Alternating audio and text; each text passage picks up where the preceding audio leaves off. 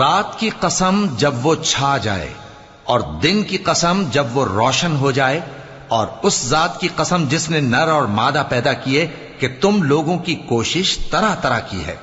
سو جس نے اللہ کے رستے میں مال دیا اور پرہیزگاری کی اور بہترین بات یعنی کلمہ توحید کو سچ جانا،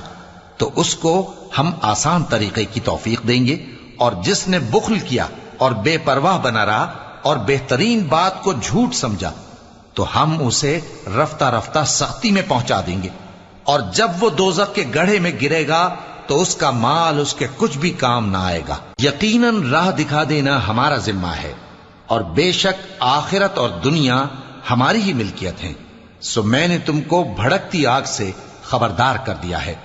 اس میں وہی داخل ہوگا جو بڑا بدبخت ہے، جس نے جھٹلایا اور منہ پھیرا، اور جو بڑا پرہیزگار ہے وہ اس سے